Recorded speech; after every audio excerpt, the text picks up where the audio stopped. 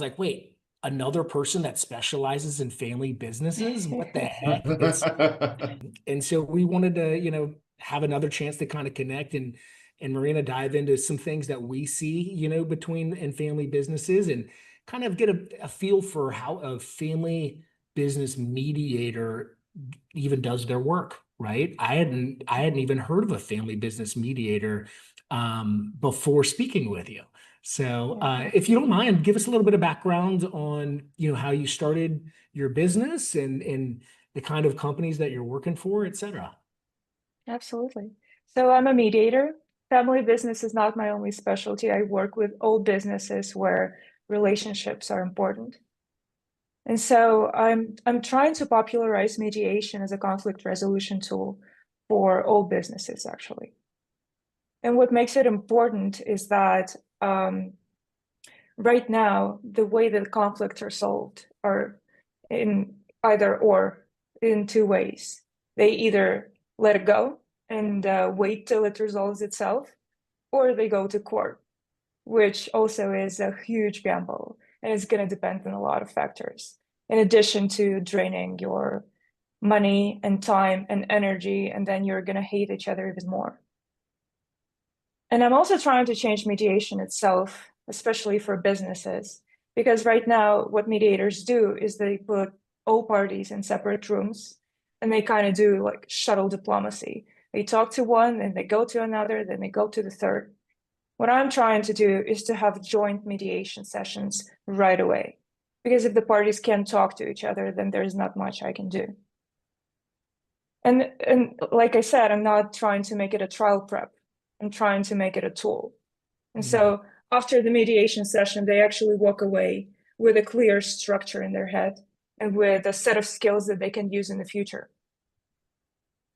So it's not a one-off. It's a tool that helps you with the current situation, and then you can transfer those skills to future situations as well. And maybe, something else happens with the current agreement that you have. Maybe things change, circumstances change as well, and you need to make changes.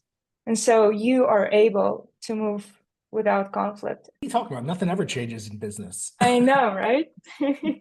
If only were it that easy.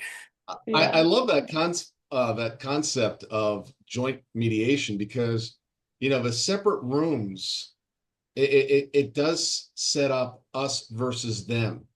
Yes. Even in business meetings, I tell my teams, when you're meeting with a client, don't sit on the opposite side of the table. You're already setting the stage for, I'm on this side, you're on that side. Get together, be on the same side of the table, join yourself. So I think that's really interesting and brilliant. Yeah, thank you so much. Yeah. Wasn't there a president that made that very popular, like sitting on the same side of the table? I don't know. Yeah. And sometimes it's not possible. So if you're at the head of the table and they're on the side, or put them at the head and you're on the side, is actually even a very good strategy. But yeah, across from each other is just not good. Even having things in the middle of the table, a plant or a phone or something, you want to remove everything that's between you and the person that you're trying to get connection with and rapport with. Yeah. When it comes to environment, details matter a lot. Yeah. So what I'm trying to do is I'm not trying to book a conference room and just sit at the white table with the whiteboard with the white walls and not have anything inspiring around you, right? I'm also trying to kind of include people in the setting up the room. So I bring snacks, I bring drinks, I bring kind of fun chairs, and I ask people to help me set it up so that they already feel like they're doing something together. And it actually helps a lot, all the little details. Yeah. Very smart. And it doesn't even have to be a conference room. We can go for a walk. Yeah. We can go to lunch. We can do anything that's kind of like a group activity. So you have a deep psychology background, sounds like. I used to be a lawyer. Okay. You can't be a lawyer without understanding what humans are like. Exactly. Yeah. Interesting. Let me ask you this. When you said mediation, I found that so interesting because so much of my career has always been representing a side. And my fiduciary responsibility was with this one side. As a mediator, you've got to represent both sides. How do you deal with that conflict, quite frankly? Or how do you navigate that? Mm-hmm. So a neutral person in mediation is the cornerstone, right? This is something that's very, very important. Because if parties feel that I'm favorable only to one side and not another, then the process just doesn't work. Sure. For me, I find helpful to separate people from the problem. So I'm neutral, I'm impartial to all the parties, but I'm partial towards resolution, right? So I want the parties to come to a kind of an agreement. I want the parties to resolve whatever issue they're having.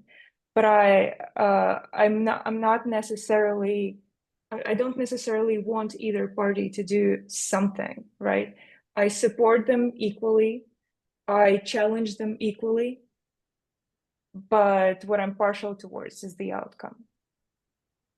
To say I'm thinking about like a husband and wife scenario where, you know, they might own it 50-50 and the wife is doing the bookkeeping and she absolutely hates it. Yep. Right. I see that a So lot. they're the problem, I guess, is the actual job, the role that she doesn't want to be doing whatsoever. And so how would you approach that kind of scenario with that family? Yeah, well, unclear roles is probably one of the most important driving factors of family conflict, right? A lot of people have to take on roles that they don't necessarily want. The problem is they kind of take on a strong position that this person has to do this role, and that's it. So what I'm trying to do is to ask questions to get to the bottom of what the business actually needs and what each person in the room actually wants. And what we will do is try to adjust the role and the business needs and the needs of the person to make sure they fit together in a more complementary way. So for example, if the wife does the bookkeeping, but she doesn't really want to do it, well, maybe there's another way out. Maybe there's an advisor we can find. Maybe there is a grown enough child who wants to participate in the business, and this is the window in. There are a lot of options on the table, and once you step away from the hard position that you're taking and try to base your decisions on the actual needs of the people involved in the business, and it makes it much easier to find some wiggle room. Have you ever heard of the book EOS Traction by Gino Wickman? I have not. Oh, okay. So we run our business and we coach our companies, our clients to kind of operate in a very similar framework for which it teaches. And there's one item in there called GWC. Whoever's doing this role, do you get it? Do you want it? And do you have the capacity to do it? And if you don't have all three of those, then we have to figure out some kind of solution that is not that person, you know? Yes. So it's you've got a very similar framework. That's interesting. I do. I've never read the book, but I think I should. It feels You'd like we have a lot absolutely in love common. Oh yeah. Yeah. Yeah. Marina, we actually, every new client, we send a copy of that book to. Really? Just so Oh, we I can, must read this. yeah, so we can speak the same language, you know? So when we're talking about, say, quarterly rocks, you know, what the heck is a quarterly rock? It's a 90-day goal, a priority that we might want to get in place that can't be solved in a day. It can't be solved in a week. But over 90 days, bit by bit, we'll have other little tasks that can help accomplish that bigger rock. And some of the times it's removing some person from some role and finding another solution, right? Very cool. It's funny you mentioned the joint terminology, because this is actually one of the things that I aim to do as well with all of my clients. Because usually when people are unable to talk to each other, it means that they're using the same words, but they mean different things to each of them. So what I'm trying to do is I hold prep sessions with each of the individuals, with each individual that is going to participate in my mediation session. And we talk through the terminology, we talk through the conflict terms that they're going to use, and I make sure that they're on the same page about different words. So for example, for some reason, for some people, the word done means one thing, and for others, done means the other. For some, done is like 2 weeks away from being completely done, and for others, done is done right now. And it just depends on the background of a person, right? So for example, if it's a project manager in a company, done can be flexible. For a person who's concerned with numbers, like a technical person or a financial person, done means today. I'll agree with that. So the little things, the little things, you know, it's all about the prep. So interesting. Are you familiar with, like, I think the Socratic method of coaching, where it's kind of asking questions to help your client or whoever the other party is to kind of arrive at the answer themselves? Do you kind of operate with that framework versus, hey, this is my opinion, y'all need to go this route? Tell me about, as I'm assuming it's not, hey, this is what you should be doing as a mediator, but I'm just Exactly. curious. Well, it's I adjust to the person I'm talking to. Autonomy in my work is very important, so I'm trying to make sure that the decisions that people make are their decisions and nobody else's, that they own it wholly. So I do ask a lot of questions, and I do try to make them come up with the decisions themselves. But I do also sometimes nudge them in the right direction if they're unsure or indecisive or don't know where to go from here. In any case, it's always about the person I'm talking to. There is no one right way to go about it. My main concern is that they own the decision. Very true. It's kind of a good segue into, say they enter into a consulting relationship with you, and you'll kind of create some kind of baseline verbiage, common language, and solutions. How do you then try to make that proactive and preventative for future kind of smaller disagreements that could derail something? Tell me about your approach there. Well, first of all, we discuss all the undercurrents, right? All of the things that might derail the current agreement. We discuss the what ifs, the what could go wrongs, the what might change, the emergency situations, because they always happen when you least expect them. We have to discuss this. And then we have to discuss the framework for making decisions when something goes wrong. Because something is going to go wrong. And if you don't know how to resolve the conflict without a mediator in the room, then it creates a separate problem. Because mediation is not therapy. It's not like you go to the therapist for, I don't know, a year or 2 years and try to fix it all, right? For a mediator, it's important to do the job fast and to make sure that they have the framework to do it all by themselves after I'm gone. Actually, it's the whole point of a mediator, I guess, to not exist as a profession in the future. That's a key distinction. The mediator is not your therapist. And Absolutely. we talk about it the same way. We are not therapists. Definitely not. I'm not here breed. to unpack your childhood traumas. Yeah. But I am here to understand the past dynamics in order to make sure that the future is brighter. Major role. What's happened in the past, especially in childhood, does show up very often later in life and create triggers that it's like, that's interesting how they responded to that, but it wasn't just that situation. It was a long history of situations. You know, you touched on something I thought was interesting. We didn't kind of dive into it, but you were talking about behaviors, and I was thinking to myself, I said, how important it is to separate behaviors from people. You know, the difference from, you know, you never do a good job versus on this particular project, your behavior was not up to par, right? It's, I love you as a person, I respect you as a person, but this behavior I don't respect and wasn't good. Otherwise, you're attacking the person, the conflict just continues to dig in and get more intense. Exactly. And then it does get burdensome sometimes when you have to explain the same thing over and over again.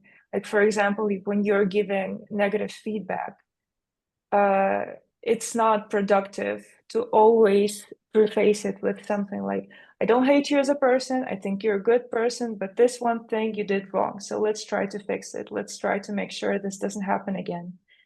So when you have to do this over and over again, it gets difficult.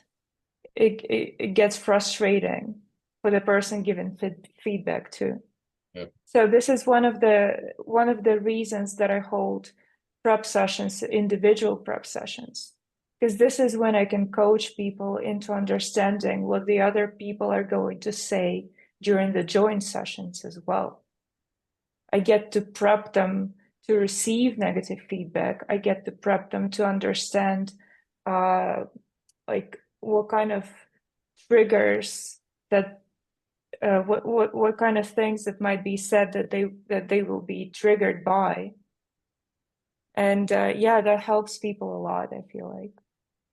How long do the engagements normally last with you and your clients? Well, that depends. Lawyer answer. Usually the prep session is just 1 hour, and then we go into joint session, which is generally anywhere from 2 hours to actually can last all day. Okay. And then we can go to multiple sessions as well. It depends on the complexity of the case. But honestly, a lot of the things that I deal with can be done in just 1 to 2 sessions. Wow, that's terrific. When we kind of do what we call an implementation day of our consulting, it's typically about 6 hours. And it's really unpacking a lot of the issues and opportunities within the business. For which we then try to figure out what the major priorities are in the short term or midterm and long term, and we classify them that way. And we kind of say, hey, we're going to work on each person 1 to 3 major rocks or milestones over each 90 days. And then we give them the framework and the structure to then do it themselves. And we'll sit with them for the first couple weekly meetings, and then it moves to monthly. Just, acting as a support system. But them holding that accountable is, or them just executing themselves is really where all the work is. That's amazing. You're only able to I would imagine you would be uncovering so many issues that two sessions would not be nearly enough. But I guess, tell me about that. And that's where I benefit from all of the other advisors that people use, like you, for example, like financial advisors. We don't have to unpack all of the financial documents in order to solve the problem, because they already have people for that. What I'm trying to do is to make sure that they communicate correctly in order to solve that problem. And then we can bring in advisors if we hit a problem that we don't know how to solve, and it depends on a very specific expertise. We bring in lawyers, we bring in financial advisors, we bring in, assessors and whatnot. I am not a specialist in those areas. I'm a specialist in making them communicate in a way that they can settle the differences. So even with the final agreement, as I can't represent either of the parties because I'm neutral, they do have to bring in their own lawyers to make sure that they look at the documents and advise them on what should and shouldn't be there. And sometimes the lawyers are present during the mediation session, which is, of course, a great benefit to me as a mediator, because I can use them as a sounding board for ideas. And I also prep them before the sessions as well. Marina, how often does ownership interest, percentage of ownership, and or title within the firm, how often are those come into play? Because normally under normal circumstances, I'm the CEO, you're the CFO, you report to me, what I say goes. I've got more ownership in this company, what I say goes. How much do those factors play into the conflicts that you see and how they're resolved? Oh, it plays a lot. It plays a huge role. Ownership is, well, money problems in business and authority problems in family business are a big thing. But when authority is blurred, when it's kind of, you don't know who's really the boss here, then it's a big problem. And again, it goes back to unclear roles inside the business. When people don't know who they are to the business and who they are to each other, it becomes a whole mess. What I'm trying to advocate for is a clear structure for both the ownership and the management. If there is no clear structure that is actually written down and owned by all of the people involved, and all of the people involved must understand why the structure is like this. What I'm trying to advocate for example, if we're talking about the ownership, it has to be based on something. You can't just assign percentages willy-nilly, and it doesn't work that way. Even in all businesses, really. It has to be based on competence, it has to be based on commitment, it has to be based on, I don't know, some loyalty factors or the contribution that the person puts in the business. When that's unclear, of course, there can be conflicts. And when you add in the variable of one might be a spouse, or they're married to each other, that even gets more difficult. My ex-wife worked for me for a period of 3.5 hours. And it was like, we're ever going to stay married. I swear. Yeah, it was. She showed up late. She complained about what I asked her to do. And then she left 3 hours early. And I'm like, this is never going to work. It's like, here's $500. It's 25 years ago. We can't work together. We're going to destroy the marriage.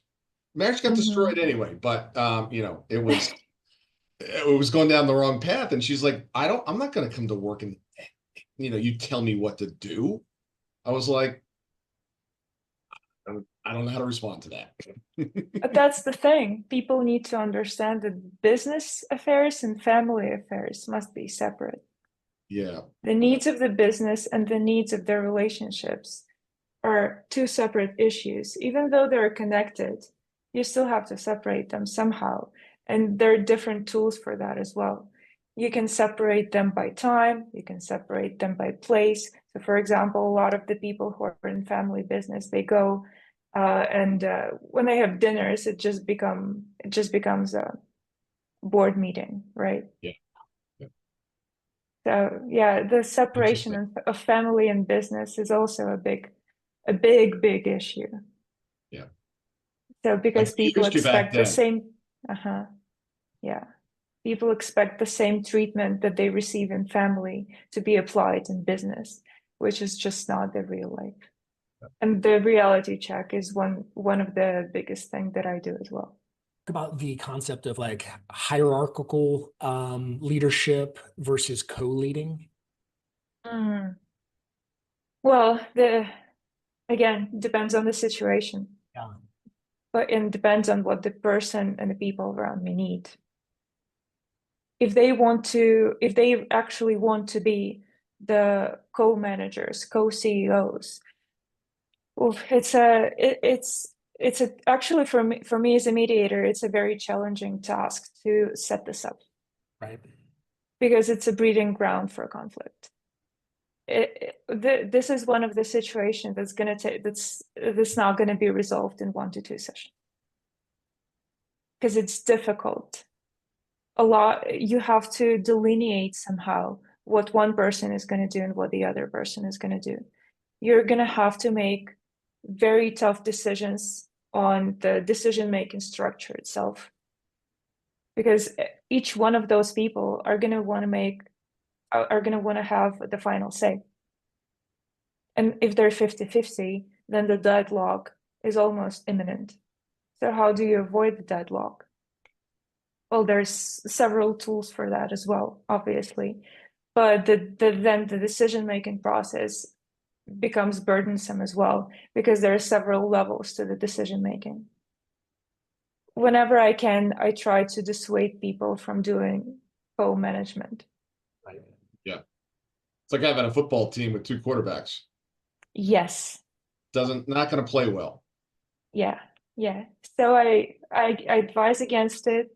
This is one of those things where I feel like I can just sprinkle in a little bit of my opinion into theirs. This is usually not a good idea. Even for husband and wife, still I would rather see them for the husband to decide certain things and for the wife to decide certain things. Works better that way.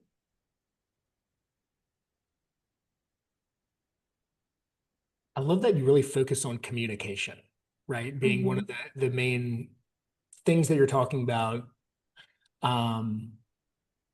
One thing we try to institute is kind of for the business and the family are, quarterly retreats or meetings, both for the business, but also for the spouses, or other family members, and then actually a annual retreat as well, depending on how big the family is, and it being just a way for more communication and more sharing about what the vision for their family is, what the vision for the business is, and to try to get ahead of things. And it's interesting how powerful it is when everybody has kind of transparency into what the end goal is, or what we're doing, or why we're doing it.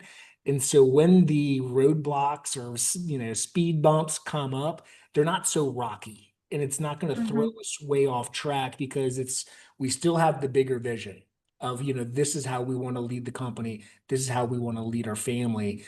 And it's really it's powerful how that happens. It ends up being kind of nerdy when you're having a formal family retreat like that. But even in my family, we do it too. And the last quarterly retreat, my wife and I were kind of revisiting the vision, revisiting where we want the family to be in 3 to 5 years. And we kind of outside, we had some nice nerdy music playing to kind of pump us up, and so it didn't feel too much like a board meeting in that little retreat that we had. And we only did it for like 2.5 hours, but we have a set agenda going into it. And we kind of make that space to dream. Obviously, there's a lot of little things that we got to do. There's tuition payments to be made for school, or budgeting for housing expenses, et cetera. But it's nice to kind of also have that time for dreaming too, because things get rocky and rough at times. And when we have a positive outcome that we're all kind of chasing, I find that works pretty well. Is that ever an outcome between mediation that you're, saying, hey, you need to have quarterly retreats or check-ins, something more formal? Oh yeah. Okay. This is usually a must-have for communication to be effective. And I think, Trevor, this is amazing advice, and I wish more people took it. Easier said than done. Easier said than done, yes. But yes, regular meetings are essential, because you have to get ahead of the curve. I like to explain it. I like to explain getting ahead of conflict and all of the issues as health issue. What we usually do is wait till it gets really bad is wait till it's so bad you can't go on with your life anymore. But what's actually more productive is to schedule your visit to the doctor before it gets bad, before you have to deal with the consequences. So you focus on preventative measures. And dreaming and being positive is one of those, and it's a big one as well. Because if you're constantly putting out fires, you're not going to be fulfilled in whatever you're doing. You have to dream, you have to know where you're going, you have to aim for the big goal, while also focusing on the picture at hand, all the brutal facts that you're facing right now. That's how it initially comes up, right? It's been something's been procrastinated, something's waited too long. It's a fire. Now here's project number one, right? We have this, this bigger session. And I think it's good for people to know that it gets better. It gets way better if we're like having the regular check-ins and having transparency. Yes, there's going to be issues and there's going to be some uncomfortable times inevitably, but you can't ignore them because it gets way worse. And then we have business breakups, we have family breakups when it's just always fires and it's stressful and negative. I commonly say, you know, business is hard in general. Family businesses are exponentially hurt. Very much so. For all the inherent reasons, and it gets bad press when you watch shows like Succession, you know, where it's great entertainment, but it's painful to watch, you know? Yeah, it's a beautiful piece of art. Yeah. But yeah, it definitely turns off a lot of people from family business at all. But one thing I love about family businesses is that it's a vehicle to help nurture family values and communication if done right. Especially as, you know, whether it's between husband and wife, brother, sister, you know, dads involved, moms involved, or kids coming up. I commonly say that, like, you know, I hope my daughter, as she grows up, doesn't go into middle management at AT&T, working under some random person who might be horrible, you know, and that's who she's really learning and working with on a day-to-day basis. But if we can have some more involvement in the working lives as well, then it can be a terrific vehicle for value sharing and passing down knowledge between generations, et cetera. And sometimes people kind of think, oh, if I don't have a large amount of wealth, what am I actually passing down? Well, it's actually the knowledge is way more valuable than the dollars, you know? And I think so family businesses I always get a chuckle when I see them portrayed so badly on TV shows, et cetera. I mean, a lot of times they can become true, but it doesn't have to be that way. Yeah, yeah. When family business is not just a business, but also a legacy, it just makes it much more meaningful for everyone. Yeah. And obviously, because it's also a legacy, you care about it a whole bunch. And when you care about things, you know, sometimes you get emotional, sometimes you get irrational. And this is also where conflict appears, because you can't control whatever responses you might have. And this is also the situation where a neutral person in the room might be a very, very good idea. Because I'm impartial. I'm not emotional about any of the stuff you're talking about.